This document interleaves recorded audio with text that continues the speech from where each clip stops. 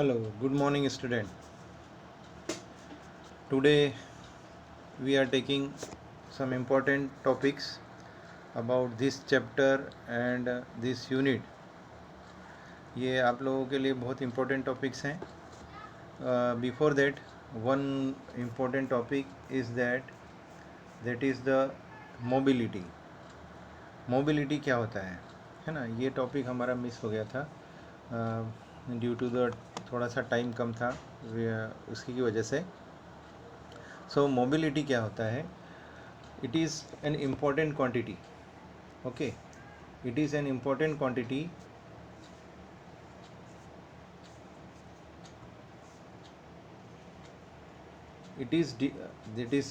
it represent by mu is defined as the magnitude of the drift velocity per unit electric field, and mu is equals to Vd by E.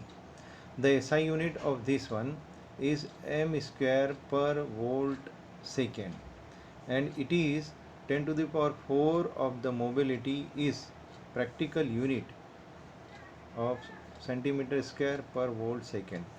Mobility is positive. Okay, Vd is this, then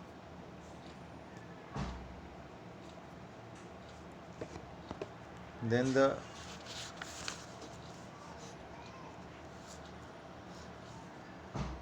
mobility is given by the this equation. Okay,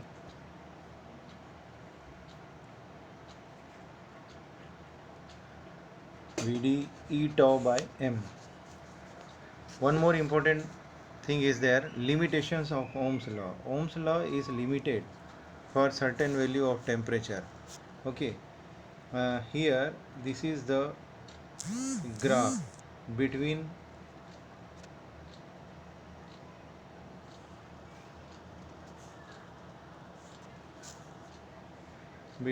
V and I. Okay, so V ceases to be proportional to I, है ना. कुछ materials के लिए Ohm's law has been found valid over a large class of metals. There do exist metals, है ना, devices use to electric circuit where the proportionality V and I does not hold. आप ये देख रहे होंगे इस ग्राफ में आपको ये इजीली दिखाई दे रहा है कि ये स्ट्रेट लाइन जो है यहाँ जाकर थोड़ी सी कर्व हो रही है. ठीक है, इट मीन्स ये थोड़ा आगे जाने पर मीन्स जब टेम्परेचर राइज होता है तो यहाँ पर ये होल्ड नहीं कर पाता है ओम्स लॉ को.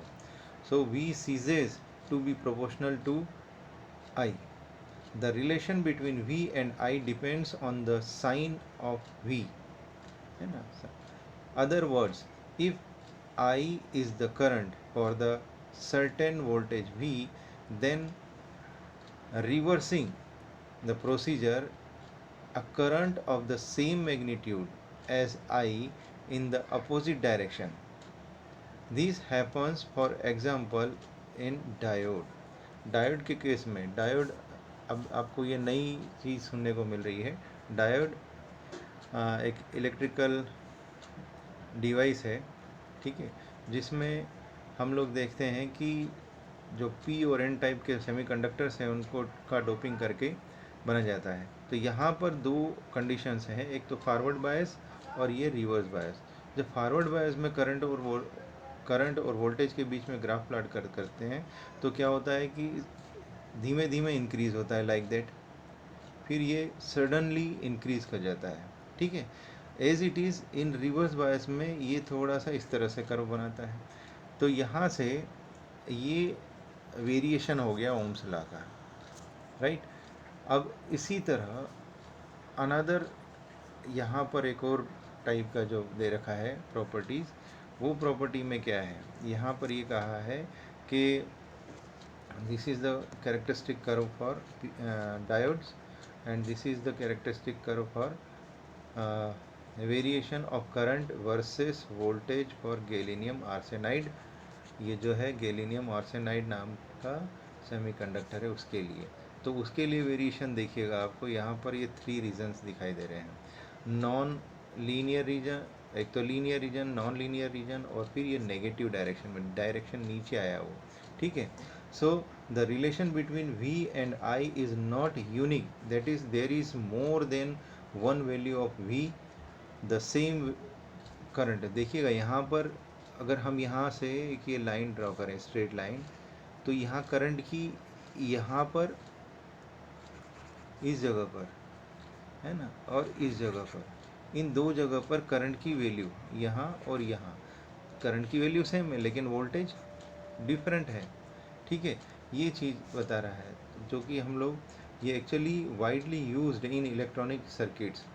In this and a few subsequent chapters, however, we will study this one, electric currents in materials that obey Ohm's law, right? तो ये चीज़ भी है। ये सर्किट डायग्राम आपको बहुत अच्छे से बनाना है। ये किसके लिए? डायोड के लिए है। ये भी सेमीकंडक्टर डायोड है, लेकिन स्पेशल टाइप है, गैलिनियम आर्सेनाइड। आजकल इसका बहुत ज़्यादा यूज़ हो रहा है, प्रचलन में ये ज़्यादा आ रहा है मॉडर्न साइंस में, ठीक है। Okay, now we comes on our main important topics, that is Kirchhoff's law, है ना। किरचॉफ्स लॉ क्या है, राइट? किरचॉफ्स लॉ जो है उसमें दो लॉ हैं, जिसमें कि हम किसी भी नेटवर्क में या सर्किट में कितना करंट फ्लो कर रहा है, कितना रेजिस्टेंस उसके अंदर है ना, ये सब चीज़ें फाइंड कर सकते हैं, है ना। ये देखिएगा फर्स्ट लॉ क्या कहता है, that is called law of current, है ना। ये क्या कहलाता है? Law of current. और जंक्शन रूल भी कहलाता है, या लॉ ऑफ करंट भी कहलाता है। The algebraic sum of electric current eight A junction in any electrical network is always zero. मतलब किसी जंक्शन पर, ये जंक्शन हो रहा है पॉइंट O, यहाँ पर आपको रेड कलर में जो दिखाई दे रहे हैं I1, I2, I5, these are currents leaving out this junction, and sorry, I3 is there, I1 and I4 are entering this point, are entering at this junction. So जो वहाँ पर इंटर कर रहा है, we are taking them positive, okay, and जो leave करेगा they are using as negative. So the total current at this junction is given by I1 minus I2 minus I3 plus I4 minus I5 equals to 0. This is the sign convention, and this is the first law, or we say that junction rule or current law. Now the second law of this one is the law of voltage और loop law से ही ज़्यादा जाना जाता है। और ये law हम लोगों को कई सारे सर्किट डायग्राम्स के अंदर, है ना, ये बहुत सॉल्व करने के लिए, करंट और वोल्टेज और रेजिस्टेंस, अगर हम लोग अननोन कई सारे नेटवर्क होते हैं, उन नेटवर्क्स को सॉल्व करने में बहुत हेल्प करता है ना। तो इसके एप्लीकेशंस के बेस पर हम लोग न्यूमेरिकल भी सॉल्व करेंगे, ठीक है। So the algebraic sum of all the potential drops and EMFs along any closed path in an electrical network is always zero.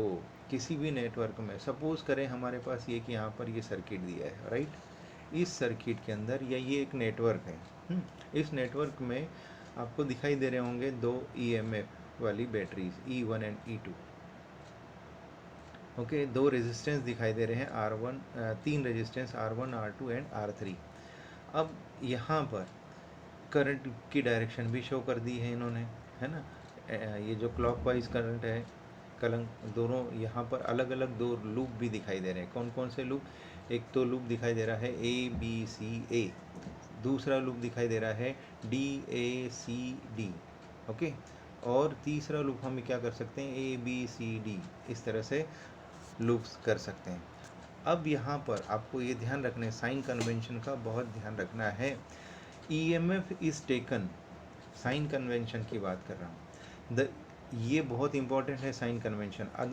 कुछ बुक्स में एस.एल. अरोरा में और प्रदीप में देखोगे और एन.सी.ई.आर.टी. में देखोगे तो थोड़ा थोड़ा सा डिफरेंस मिलेगा, ठीक है, डिफरेंस, लेकिन ओवरऑल सभी में सेम आएगा, है ना।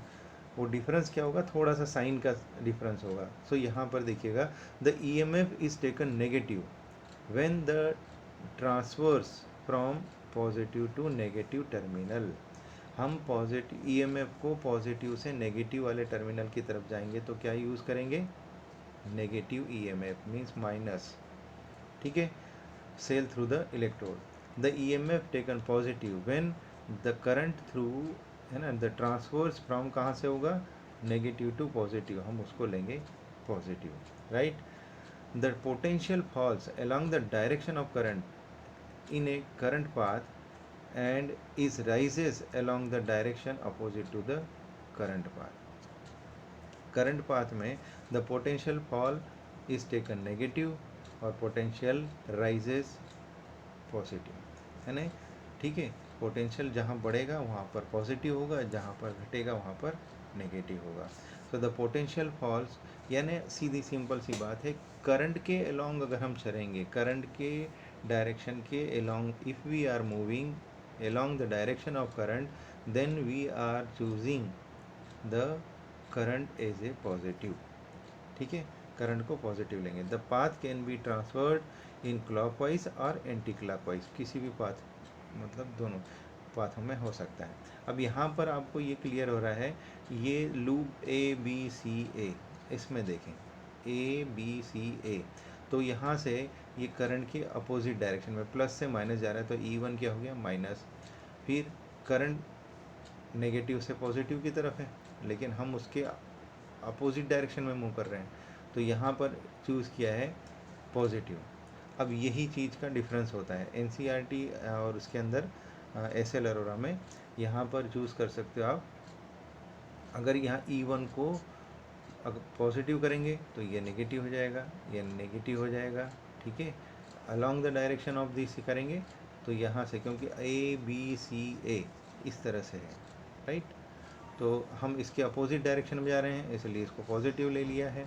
I1 R1, I3 I2 R2, क्योंकि यहाँ पर दोनों करंट्स जॉइंट हो रहे हैं, राइट। इसी तरह लूप इसके अंदर भी देखें, ACDA, इसके अंदर ये करंट के अलोंग जा रहे हैं, इसलिए इसको नेगेटिव ले लिया, लेकिन करंट के अलोंग आप चूज़ कर सकते हो पॉजिटिव भी, ठीक है, और यहाँ भी पॉजिटिव लेंगे। EMF यहाँ पर जस्ट नेगेटिव हो जाएगा। तो अल्टीमेटली जब माइनस साइन कॉमन लोगे तो क्या हो जाएगा, ये प्लस, ये प्लस, ये माइनस। एज इट इज़ यहाँ भी कॉमन लोगे माइनस साइन, तो ये माइनस, ये माइनस, ये प्लस, तो इन ऑल वही चीज़ आ जाएगी। अब और इसका एक इम्पोर्टेंट टॉपिक है, that is the Wheatstone bridge. ये व्हीटस्टोन ब्रिज बहुत ही ज़्यादा इम्पोर्टेंट टॉपिक है, क्योंकि इस पर बेस्ड न्यूमेरिक जो हमारे 2 मीटर ब्रिज और पोटेंशियोमीटर ये काम आएंगे, ठीक है। यहाँ पर ये मीटर ब्रिज है, व्हीटस्टोन ब्रिज। ब्रिज इसलिए कहते हैं कि ये 2 रेजिस्टेंस को ज्वाइन करके बीच में यहाँ पर ये गैल्वेनोमीटर लगा देते हैं, ठीक है। तो करंट थ्रू द आर्म्स, हम लोग क्या करते हैं, 4 रेजिस्टर्स को चूज़ करते हैं as a adjacent side of the quadrilateral, एक क्वाड्रिलेटरल की एडजेसेंट साइड के रूप में चूज़ करते हैं।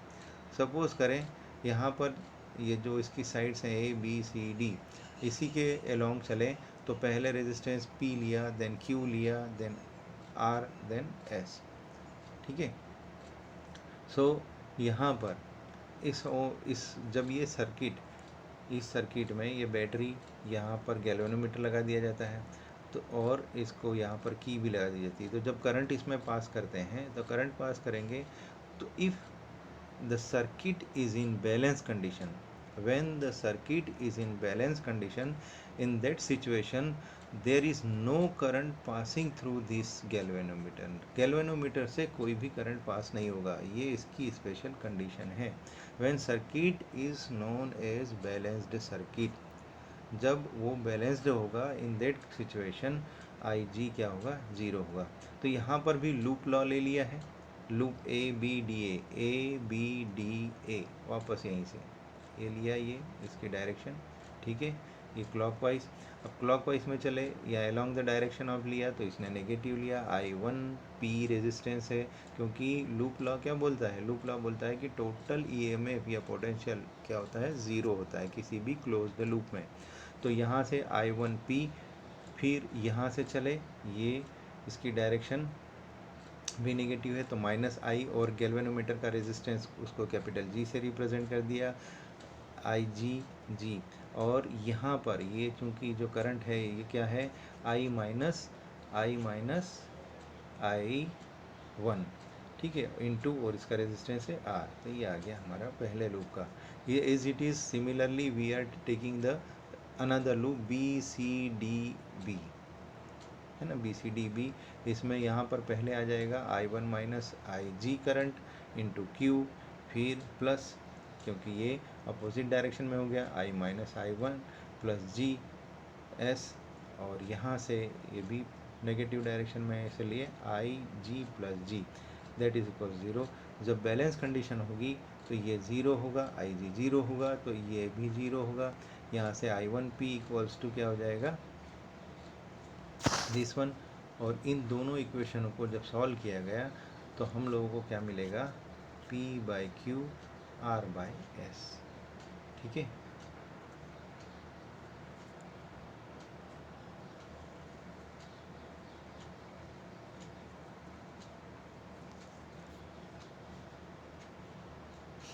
अब आते हैं इसकी मोस्ट इम्पॉर्टेंट एप्लीकेशन आती है मीटर ब्रिज।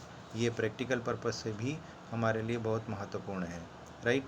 तो मीटर ब्रिज क्या है, मीटर ब्रिज हम लोग किसी भी अननोन रेजिस्टेंस का, है ना, अननोन रेजिस्टर का रेजिस्टेंस फाइंड करने के लिए एक चीज़, दूसरी चीज़ पैरेलल और सीरीज़ कॉम्बिनेशंस में किसी भी मतलब रेजिस्टेंस के कॉम्बिनेशंस का रिजल्टेंट रेजिस्टेंस फाइंड करने के लिए, देन स्पेसिफिक रेजिस्टेंस फाइंड करने के लिए पर यूनिट लेंथ का रेजिस्टेंस कितना होगा वो भी फाइंड कर सकेंगे, ठीक है। तो इससे कई सारे पर्पस सॉल्व होते हैं। मीटर ब्रिज एक सिंपल सा 1 मीटर का, यहाँ पर ये कांस्टेंट एंड या कोई भी एलॉय का वायर होता है, कांस्टेंट एंड है, मैग्नीन है ना, तो वो वायर को यूज़ करते हैं, ठीक। अब उसके बाद क्योंकि ये वायर के हम लोगों को लेंथ पता है 100 सेंटीमीटर या 1 मीटर, है ना, इस वायर की। अब ये बेस्ड ऑन प्रिंसिपल किस पर, व्हीटस्टोन ब्रिज। व्हीटस्टोन ब्रिज क्या कहता है कि जब किसी क्वाड्रिलेटरल में 4 रेजिस्टेंस लगे हुए हैं उसकी एडजेसेंट साइड में, तो उनकी साइड्स के रेशो में मीन्स उनके अगर वो सर्किट किस तरह का है, बैलेंस्ड सर्किट है, तो उसमें जो फ्लो होने वाला या उनमें रेजिस्टेंस के रेजिस्टर्स के रेजिस्टेंस का रेशो इक्वल होता है। तो यहाँ भी वही कंडीशन है, आपको यहाँ पर भी 4 रेजिस्टेंस दिखाई देंगे। कैसे, एक तो ये रेजिस्टेंस बॉक्स से नॉन रेजिस्टेंस, दूसरा ये अननोन रेजिस्टेंस एक्स, तीसरा यहाँ से ए से लेकर ये यहाँ तक का इतनी लेंथ का रेजिस्टेंस, और दूसरा बी से सी तक की लेंथ का रेजिस्टेंस। तो इस तरह से हो गए 4 रेजिस्टेंस, 1 2 3 और 4, ठीक है। ये हो गया 4, ये हो गया 3, ये हो गया 2। तो इस तरह से चारों रेजिस्टेंस आ गए। तो यहाँ पर बस वही प्रिंसिपल का यूज़ किया गया है। तो व्हेन द गैल्वेनोमीटर करंट, अब इसमें भी वही चीज़ है, गैल्वेनोमीटर करंट जब इसमें ज़ीरो हो मीन्स वही बैलेंस कंडीशन है, तो इन दैट कंडीशन अब यहाँ पर क्या होगा, जो position the meter bridge wire given values known and unknown resistance, यहाँ पर आर ये रेजिस्टेंस बॉक्स का रेजिस्टेंस, हम लोग जितना चूज़ करेंगे बैलेंस कंडीशन लाएंगे, नल डिफ्लेक्शन होगा, है ना, ये प्रैक्टिकल भी होगा, इसका आपको करना होगा। तो यहाँ गैल्वेनोमीटर में हम लोगों को जॉकी की हेल्प से इसको मूव करना है सर्किट ऑन करने के बाद, और इतना मूव करना है कि ये जो यहाँ गैल्वेनोमीटर है उसमें डिफ्लेक्शन क्या हो जाए, ज़ीरो हो जाए। तो इन दैट सिचुएशन ये बैलेंस्ड होगा, तो वहाँ पर इन दोनों का रेशो और इन दोनों का रेशो, है ना, ये आर ए जे, आर ये जे तक का, और फिर आर जे बी, इतनी डिस्टेंस का रेजिस्टेंस। तो फिर आर, यहाँ रेजिस्टेंस आर बाई एक्स, और ये ए जे और जे बी। ए जे क्या हो जाएगा, ए जे रेजिस्टेंस ऑफ दिस वायर, क्योंकि दोनों का रेजिस्टेंस सेम है लेकिन लेंथ डिफरेंट है ना। लेंथ डिफरेंट होने की वजह से यहाँ पर इसके रेजिस्टेंस को हम क्या लिख देंगे, इसकी डिस्टेंस को वो हो जाएगी, इसके मटेरियल का जो भी रेजिस्टेंस होगा वो इनटू इसकी लेंथ सपोज एल करें, तो ये बचा हुआ क्या हो जाएगा, 100 माइनस एल, ये 100 - एल आ जाएगा। बाकी जो रेजिस्टेंस था इनका सपोज करें एस हो, दोनों का इस मेटल का रेजिस्टेंस, तो वो एस कैंसिल हो जाएगा। तो यहाँ बचेगा R by X, L by 100 - L. तो अगर हम लोगों को नोन इस अननोन क्वांटिटी x की वैल्यू निकालना है तो उसके लिए फार्मूला दिया जाएगा। यही हमको प्रैक्टिकल में कि ये बैलेंस कितनी लेंथ में हुआ है वो निकाल लेंगे, हमारा रीडिंग पूरा हो जाएगा। रेजिस्टेंस बॉक्स से r की वैल्यू हमें पता चल जाएगी, क्योंकि ये नॉन रेजिस्टेंस है, इसको हम लोग यूज़ करेंगे, राइट।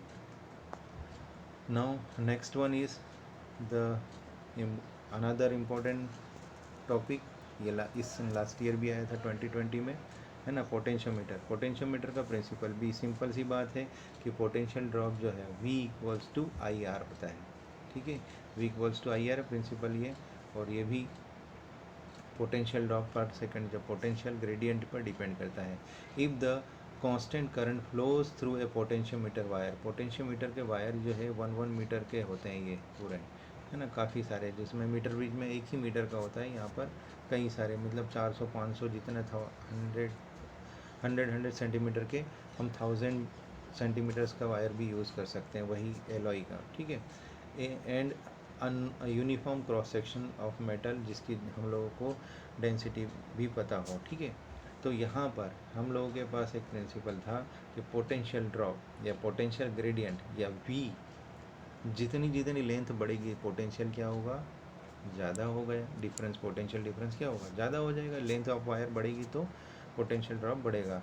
सो यहाँ पर V is directly proportional to I, ये डिपेंड करता है, that is known as V by L जो होता है, that is called potential gradient.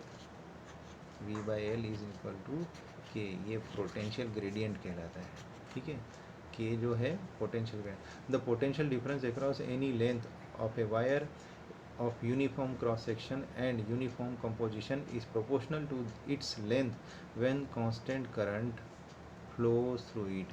एक बात ये हम लोगों को बहुत ज़रूरी होती है कि इसके अंदर कांस्टेंट करंट होना चाहिए, फ्लक्चुएशन नहीं होना चाहिए करंट में, अदरवाइज़ हम लोग को एग्जैक्ट वैल्यू, मतलब हम उसकी वैल्यू नियर वैल्यू तक अननोन जो प्राइमरी सेल होते हैं जिनकी कि हम लोगों को पोटेंशियल निकालना होता है ना, वो नहीं निकाल पाएंगे, राइट। सो इस तरह से ये इसकी वैल्यूज़ निकाली जाती हैं। फिर ये ग्राफ प्लॉट करेंगे, ये स्ट्रेट लाइन आएगा।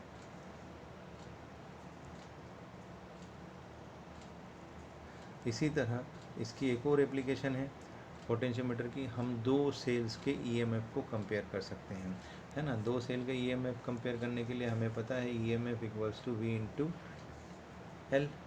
अब वो V इंटू एल होता है, E इक्वल्स टू VD होता है, इक्वल्स टू VD, है ना, सॉरी पोटेंशियल, हाँ, E इक्वल्स टू VD। तो यहाँ पर अगर अगर हम लें लेंथ के वायर को, है ना, यहाँ पर एल सेम लिया, डेंसिटीज़ उनकी सेम ले ली, area of cross section same ले लिया, बट उनके अंदर जो करंट जो फ्लो करेगा वो अलग अलग होगा। The balance point obtained for the cell when the potential at a point on the potentiometer wire is equal to opposite to the EMF of the cell, ठीक है। तो यहाँ पर इसके फार्मूला क्या होगा, E1 by E2 is equals to L1 by L2, मतलब किस लेंथ पर जाकर वो बैलेंस होता है, ठीक है। ये हमारा फार्मूला है। यहाँ पर L1 लेंथ है, करंट उसमें सेम जा रही है, उसका करंट सेम है, area of cross section same है, डेंसिटी सेम है, तो उसमें जो केवल है लेंथ किस पर वो जाकर बैलेंस होता है।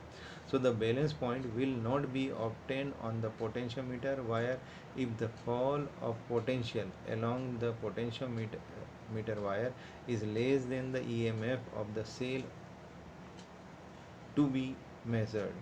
the working of the potentiometer based on null deflection method, so the resistance of the wire becomes infinite. Okay, so potentiometer can be regard as the ideal voltmeter. इसमें null deflection होता है तो इसलिए हम potentiometer metre को prefer करते हैं volt meter के, क्योंकि वोल्ट मीटर का खुद का रेजिस्टेंस होगा, इंटरनल रेजिस्टेंस, उसकी वजह से क्या होगा उसमें एग्जैक्ट पोटेंशियल ड्रॉप या ईएमएफ फाइंड नहीं कर सकेंगे।